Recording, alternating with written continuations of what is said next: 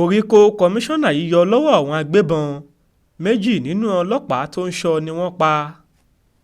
Iléeṣẹ́ ọlọ́pàá ìpínlẹ̀ Abia ti fìdí ikú méjì nínú àwọn agbófinró tó wà lẹ́yìn ọkọ̀ kọmíṣánná fún okòòwò àti ọrọ̀ ajé nípínlẹ̀ náà, Dr. Chimezie Ukaigbu, táwọn jàǹdùkú agbébọn kan kọlù nínú ọjà Aba lásìkò tí ọkùnrin náà lọ ṣe àbẹ̀wò sí ọjà ọ̀hún lọ́jọ́ Ìṣẹ́gun Túsídẹ̀ẹ́ ọjọ́ 25 oṣù kejì ọdún 2023 yìí.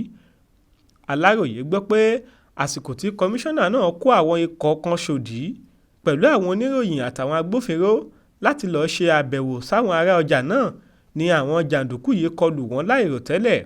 Orí ló sì kó akọ̀ròyìn kan tó jẹ́ òṣìṣẹ́ iléeṣẹ́ rédíò Real FM tó wà nílùú Aba yọ nínú ìjàmbá náà.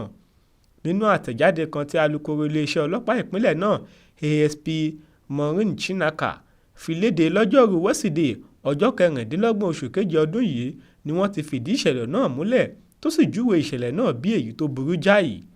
Àtẹ̀jáde náà sọ pé ní nǹkan bí aago 4 ìrọ̀lẹ́ ọjọ́ Ìṣẹ́gun Túsídẹ̀ẹ́ ọjọ́ 25 oṣù kejì ọdún yìí ni ìṣẹ̀lẹ̀ tó bani lọ́kànjẹ́ náà ṣẹlẹ̀ lágbègbè Samek lópòópónà Fox nílùú Àbújá. Àwọn jàǹdùkú agbébọn yìí kọlù ọkọ̀ kọmíṣánná fún okòòwò àti ọrọ̀ ajé nínú àkọlù náà tí àwọn ọlọ́pàá méjì sì pàdánù ẹ̀mí wọn níbi tí wọ́n ti ń ṣiṣẹ́ wọn. Nínú wọn ni ọlọ́pàá kọ́sítébù tó ń tẹ̀lé ọkọ̀ kọmíṣánná náà. Ibẹ̀ náà tún ni ọlọ́pàá mìíràn tóun bá wọn níbi ìṣẹ̀lẹ̀ yìí ti pàdé ikú tirẹ̀ náà. Níṣe ni wọ́n yìnbọn fún un, bẹ́ẹ̀ ni wọ́n tún dáná sun ọkọ̀ kọmíṣánná nínú ìkọlù ọ̀hún. Ọ̀gá ọlọ́pàá náà wá fi dá àwọn èèyàn ìpínlẹ̀ náà lójú pé àwọn ti dá ọ̀tẹlẹ̀múyẹ́ síta láti ṣèwádìí àwọn ọ̀daràn tí wọ́n lọ́wọ́ nínú ìkọlù burúkú yìí tọ́wọ́ yóò sì bà wọ́n láìpẹ́.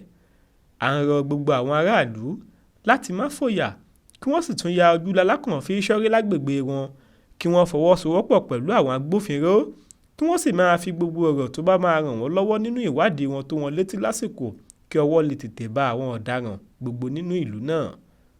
Jamiu Àbáyọ̀mí ló ń jábọ̀ ìròyìn fún iléeṣẹ́ Aláròyé online television.